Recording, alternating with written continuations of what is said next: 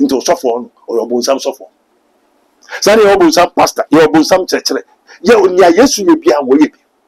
I know what's a date. I don't as I said, if you say 2028, was says, I started to call Jehovah, say, we are say, about it, say 2028.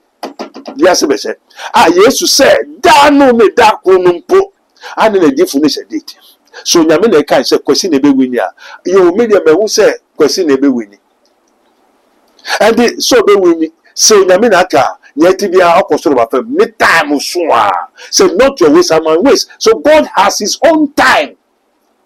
And to prophet announces, I let him here, who does so firm, one cofa oil, one cofa, some way, baby, a quantity, so who does so, can be say, as some a sequence in a far. What's the announced in here? Let us say, which was your prophet, your prophecy is confirmed. Now, FJ, and Bema, who said that? So, God give you a date. Yes, you, what about it? And the spirit of what is a Como Ghana may say, none of them have the spirit of Christ. One more proof, maybe I used to friend.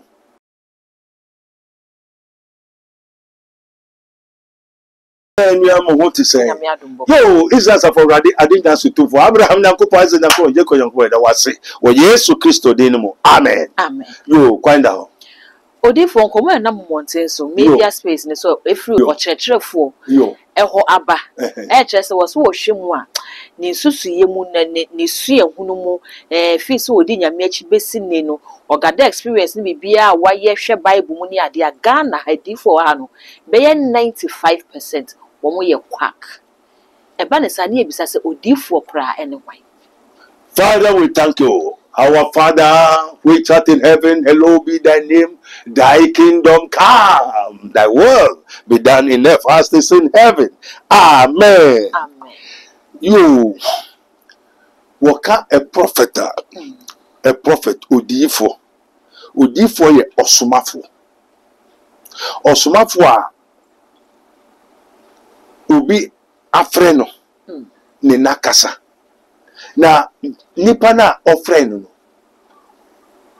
we hunu face to face. We hunu face to face. Okay. Amen. Amen.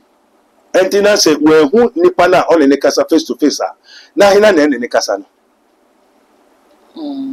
Nye wa friend no we hunu. Yo. Amen. Amen.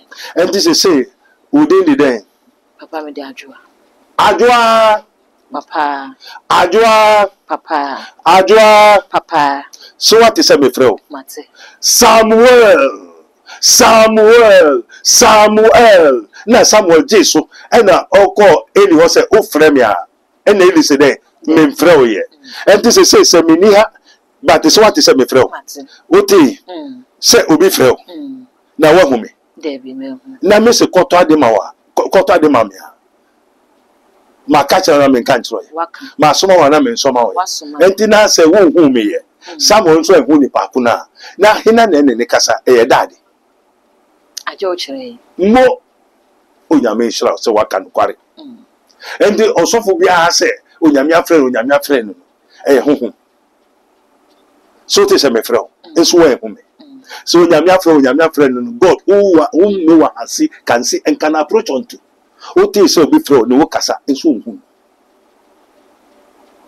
Entino se wate se me no kasa na maka che se me yo awurade a amen ni edi kan kese se wo hwe onyame ko awurade ko a ono kasa no honhom ko a ene wo kasa se ye honhom konkro se ye honhom bone enti odifu ni ne honhom bi ayede afre no enti se atrofo adifu a na honhom be na afre no atrofo honhom amen na honhom fi. And the asofu bebre onyame afre no onyame mfro bi omeje ho gatakra obehunu and to friend Samuel no ana eni ka kire ni se okobo Eli amanes Eli ofre so da bi no so konakoda se urade frewa enti na Eli onim urade ana onim no se urade frewa kase urade kasa na wakoa eritie enti odifo ni nia huhum bi ayede afre no na wan ko hwehwe honhom ko a efre no no so de ye adwuma enti honhom no so ye wo honhom bone honhom fi enye wo honhom kunkuru amen Amen. antino edifo ni na so nyame afro wa honhom ben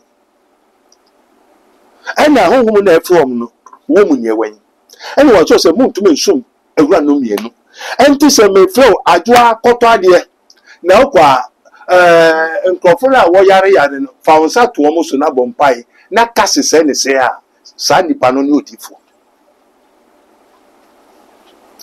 ena sa 7 nso ameka se fa wonsa ko na koya asore honhom fesu eye de eye asofo bebre difu bebre is not our father which art in heaven but our father which is from underworld say na yewo eja owo soro sa na yewo eja owo fe asofo difu bebre aba ena ba ku se mame no o se papa ne ba ne wa fra entuma na gold boni ha ne wa be fa ne so ntra ne so na o de netu sa da promise o de oba me nka hwentiro oba ka se prophet Abednego say ye fra o say na wo ne hena ena spirit ne ba pe no dan we di no betra ko dwam odifo ba yo o be da afre me na me so media ti ma me ni mo say media no so aba eho they that know their God shall do exploit and this media no wa afre me me to be friend me ne bo komo ye kasa nti me so one baby o ye enti ma me ne kasa sa ni na pese na nkasa ye de enti already no ba koda na me media no wo fi ho de da enti da wa media no be ba na media ho na media ni ho media no be hu ba media no hu the media no be ka chen say odifo ba ma ba nti yenko no se twa nsa ma me bi sa trance no spirit no e form no trance o hu no life afe yo me pacho debia oba our friend Erade debia oba na prophet Abednego say no say yedi wa mo di ni kura wi bu and so the prophet Abednego say be say ye throw say yedi o say throw say o say be say oni yesu shu demi na putu wayera kebasi mene enti we su yodifo wotie denti ye ne kasa ene ne nam e dade e ya honhom media no so ye dade honhom to difo ne ya honhom bi afre no na honhom ne ye wa awurade enye wo wiase obonsa enti enyo nyame ye obonsa enti asofo no de no enyo nyame na ye na ye obonsa amen enti difo ne ya honhom bi afre no na wasoma no enti wo ye dade messenger no dade osomafo na some na wakache ni nyina ye edi some revelation because no no kasa o ye den hunu to difo ni nia onya revelation hunu bi ne kasa obi ne kasa na hunu no kire ni so nko ye adwuma bi na kasa kura nim hunu ko na instead say oba ko bisa enti me o kasa hunu no me wo tumi wo ne so me to make mu de enti me say pastor we oni spirit oni wu minim me hu na nua ahohom bibira ba prophet yaba amu be de se say ne ye fipunu bibiri obo se wo so ye bi de wo de okra betu kwa astra travel abesem no wa police ne ya sorry but for senior nkunkun ye abajo obefa ye nko saa ne ye wa de awiase de so obetuma project oda ho the church of Ephesus ewo bible num so travel astra travel num na ewo bible num ewo hodida me makobi minim nkrofo no ena me ni wo makotra ena me nim se da wo ye no ukọ o meyi hu nyira no wa ya de wo ma oda ho spirit ni ma be fa wako ena saa na Ezekiel lorum ye nso ayekuta bi no otie ye da ho be fa yenko ento se Ezekiel hwe munkan mu ndompe ebenya nkwa obi na be fa ne kwai ndi saa na obo samso tumi ye de e be fa ni kwakọ what would difference no but what was ejuma kuro na we na ye but difference wo mun dey there wan ba ku ye papa ba ko so no and the difference no say Jesus say ebenya atrofo diffo a wo ho ba bi efi the atrofo na wo sen kom no ho me efi fa If you want some, into software or your some software. Sani your some pastor, your some church. Yes, you be away. Antichrist, Obia, Oye, Adia, and the Christo, Ebura. Amen. Amen. And the different no different near who be a friend. Senor Yamia, nay, daddy, or boon some. Okay. Se wa me who say ampa edifo na odifo so ho a so honhum bia frɛ no no na wada bibia di a kyerɛ no enti onya adiyisem no ene na ye bisa se ne edifo ni hu ni nyina no mo ka eba mu ana ina na ka se won beka honhum na afrɛ no yo nya obi na aba ne nche beka teze koye se amen amen o se ntimi mo so honhum ni nya hwɛ honhum ba go be ende honhum pa na o wiase se honhum kokuru ba go be na o wiase ade to se mo ma yeso honhum nya hwɛ na ye hwɛ ni de efie urade enti ye honhum na efie urade ana ye obi a eni efie urade e go sa efie urade ni wo na efie urade enti se wo ba be wu o ka che so wo ba be wu a onyame entu mmire a on kyeresi enti according to Jerusalem na onyame hyenkom so be wu a obekire boni a waye enti a wo ba be wu ni enti a wo be wu na mum obesa kire o nya wo ya ho be de ebeto enti Adam eduawe we endi amen na wo dia be de wo be wu na ba ko ni de nkwadua no ye de ewo enti wa kire ne nkwana na wa kire no e na o kire na wo be wu na wa kire no ade na enkom cha wo hye ni na yehu as in the night yehu niti enti na san conscience sa sofo we dey sofo ebi so we dey sofo wo mo ye ba obun sam sofo enya dia efe na eba o meja ni fie ni sanete okay meja ni fie ni ye onyame asembone eni onyame asempa ento se obeka asempa. Like Isaiah 61, also the Spirit of the Lord is upon me. The Lord has anointed me to preach good tidings. As we have good tidings, so we have bad tidings. Say you are sempan, say you are daddy. Asemboni. And tino enya humni na nefie rade. And to humni bia. On to nka say one band ne humni na ni nefie rade. Who one kasa oni bi. Okay. O bia na utumi chese nya se mesika no honhom sai na okuta enti me uba me ho a se ye beye ne me hawo se ye bosu se ye manu ata se ye nsuo me hu okay because me kuta bi and the Spirit of the Lord is upon me. The Lord God have anointed me. He has sent me to preach the good tidings and to bind up the brokenhearted, to set the captives free, and to open the eyes of them who are bound in prison. And to be nipaniba, who are not the prison, who are not the room or the shum, yen you Sano Nusua Okuta, Bonsamu, or Nusubel, but Satan cannot cast out Satan. Okay. Amen. Amen.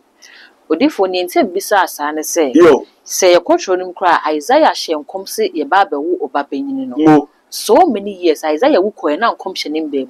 Ni wo nachi ansa na ebem. Enti ebetimi aba se odifo no obehu ade no de.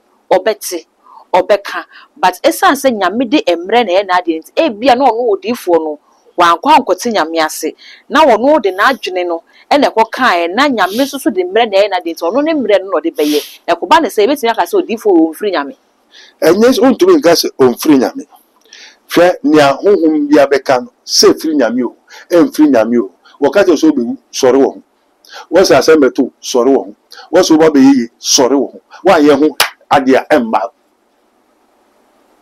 nyame aka no kra embem papa denti senka nyame de okasa prekope mo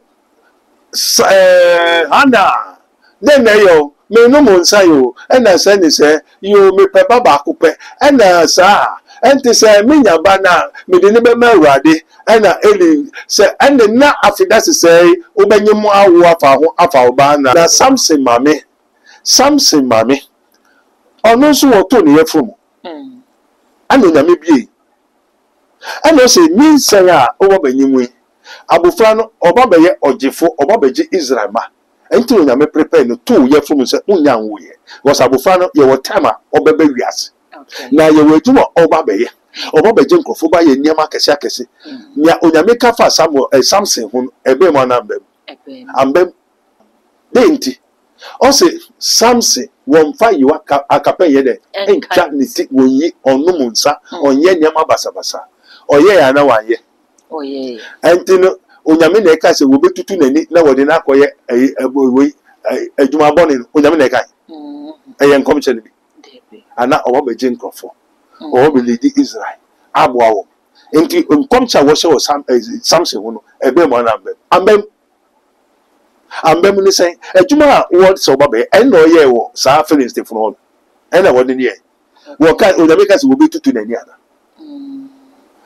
okaya na enim enti so no me ka se wo metutu nani na enya wo ka se wo beje wo be hwe nipa se se wo fa wani hwo na ye tutu wani na wabo na o jimi na o ninam na wodo ya mabro wodo ye adwuma hunu a ayo nyame asem se ne obi be ka se enkomhyen de ebe wo me wo nampa onyi ye so ye so ampa na ono ana kono ne de ne ko wie ho na che se adwuma wo so be no no be ya na no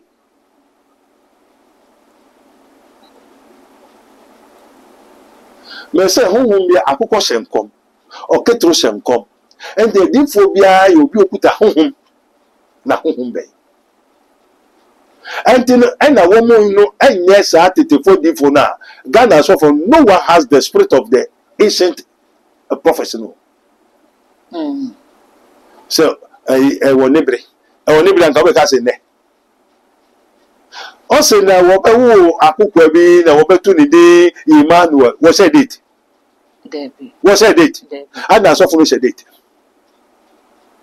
2024 let's see me say 2024 let's see question ebe wini what said it and on said it papa what said it and on said it who communicate no said it a different ko ka say ko hwe wini mo said different o ma mo date data wo bo wo yesu no what said it David and what said it and then as say different say 2028 was says as started shall call Jehovah say we are say about it say 2028 we are say Jesus say da no me da kunumpo enti so ka da na onimu da no ka da na obeku ye na nko hu ye obo date and the different say date so nyame na kai say kwesi na be wini a yo media me hu say kwesi na be wini and so be wini say nyame na ka yet be apostle of me time so say not your ways and my ways so God has his own time and to prophet now say say next year undo so the fam one ko fa oyire one ko fa nsa wa ye biribi akwankyere say undo so o ka biribi say asemesi kwesi na be fa we see there now see there let us say which was your prophecy is confirmed now FJ ambema who say that so God give you a date Yesu wo ba date right after that na musemu ya sofo obi onfanto ni team o Jacob ka tira Abraham o man ma ko sofa 400 years tieni na mebeji won tama o beji won obo date also 400 years but 430 years man beji won enti da o be ban unim now we know that they confirm these are all lies, the spirit of error. And the spirit of what they say come Ghana may say none of them have the spirit of Christ. What my proof baby are Jesus friend. Odifo bi so come share be mu. And come say me say ye will be ask to different no so sen come. I don't want this akoko sen come. Okay three sen come. I think I reconfo ayo kraman e sen come. Me me kraman mu akasa. Aboa oni okra nti wo mu na ten. Ye share election crowd here example here. Ye man Penny John Dramani Mahama here e ne wote akonwa so. 2016 ye nya so for mom start share nkom so ba be president wa meye 2021 meye 2024 yi ene ye to aba na watima ba be president. Amen. Enye nkom so. Anya nkom se. Bona akotrase. and ashisha esusu papa my say ye be boa me on crofo me organizing crofo na ye ma wa be ye president eyen hihye eyen nkomhye ana opreso se mo boa me so amema mo se ekufo ado ye bia na wa ye bi mo boa me a mema mo me si asore da ma eyen hihye eyen nkomhye na nkomhye ade na woto aba. If it is a prophecy, you mean it's a question. Kwame nebe wini. I don't know what to about. Oh, said in your mid dad, then abana ya kwakotono or da soon so the chair woman. Me say, so a share na armunu. Will be so man, your mama can say, almost did in your me chromono, and no bekai. Mrs. Adani in your mias. Yen me and the yen na bon pie. And yes, as I'm Cassam and Simra. And the yen will catch this all mass and Simra. And I'm what ever to say and comes and young comes. Niawo person omran ena bebre de beto onu no pe ena oguso boni mpai ma ya mra o erade ma ya mra o ena me hu say ya ye president onu no wakobon mpai say ya mra ena o de beto say me hu say endu hu na ye erade de kai ade na ya namba now so they ato otwen e ato Inse na yemi sase ede na odifo bi gina so de hyenkom ya tenka suenhunu ana nyanyame aka you e wo muso kuta honhom ba sa honhom na mfie urade and the mfie urade na otumi ye se me ye bompa mo bi me bompa me ye ade me fro bi no abe boa aye ade na ma enti me ye dua o ba wo se honhom beto na me woni amaye. And this is here, and woman can say, as a messy president, you know, who knew your wife. Okay. And you knew your wife, until we did as you can say, Miss say, a blue and a winning, or no, what cossetti blue needed out. And young comes and when your wife. And two by me, I didn't know, Miss, oh, know how Obewu, as I comes and young comes you, know how McCool cried that. I didn't make your mouth. Mediation kukuni for how to miss Yamutre near maybe I didn't feel Obewo, and young comes so and young pabo. Nippo how my yard ye kum. And to Obecola Nipenewa, eh, or suffer a bend the wash and comes of my yard ye. And it's a young commission, and a step of a more that dying. Me come quiet. Okay. Me. And you know, so guys, me okuta to me and on the year. No, so we could have split it and made the year. Now, so we pursue Kumu, Yabutre, your house, Obewu. Obewu, me the split in the Babu Kumu, your how who declare Kunsun, me dika Kunu. No, my child say, I didn't mean no. No, me this split in the Yakame. And then Yamina Mabbe song come say, Obewu, Mina Mekumuno. And yes, we be your president now. Ye ni ye no so your president. And young come se biara, and you nyame ne kai. To me now what the about, to me now one, intina, or say, but ye shall receive power. Yes, you say, go and wait for the promise of the Father. Monko train, Kuku and Son of Moko Yejuman.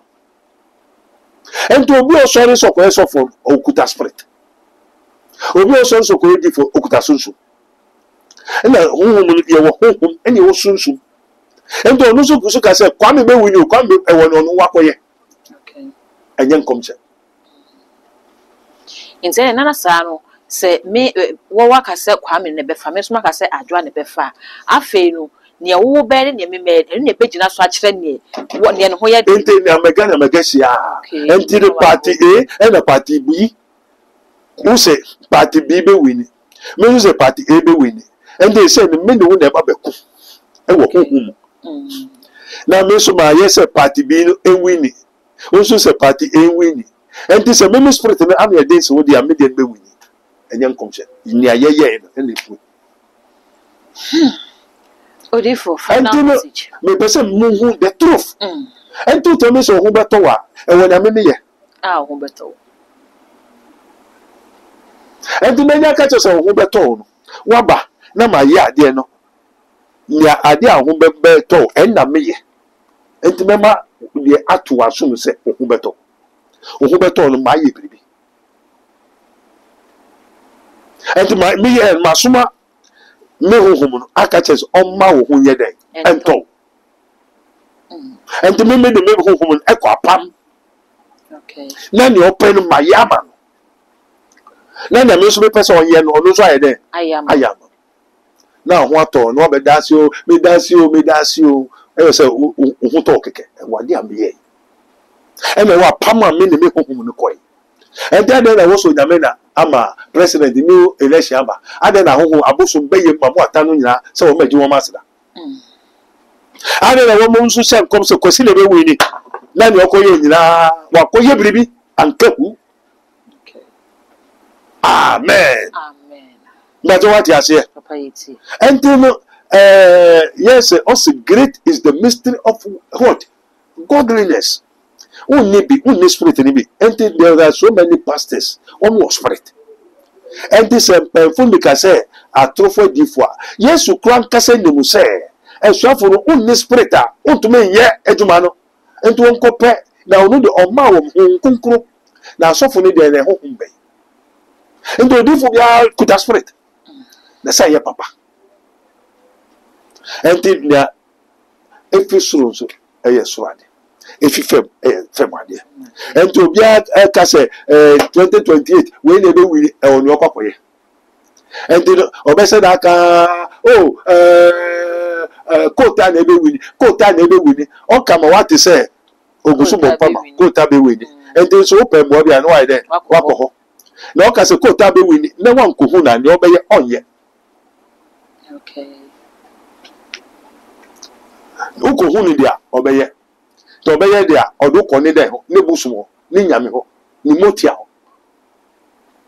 oh me say 2028 flag white no ebe wini obeka to ho an so me so me flag white me penko for me bo ame into ko hope ni motia no oduko o nyame oduko ni nyame and the different nyina woka we be wini we be wodi obia wo ne awako covenant apama on ni nyame akopa ai na oka se we be wini nti wani age ai na obai anameboa enti no se wa be mani biribi ndo ba ko ye biribi na nene win akwa apam amen enti se different de ne ya na different so de ni so mo fie nyakopo ai da mama atan mo aba se wo di wo mu and the different home men wo yusu home men wo yusu omo yusu mama wata insuro radical ho what ya wo ha uba ha insuro amen o da me ka ho amen ka wa se amen abusia ye ne Dr. Abednego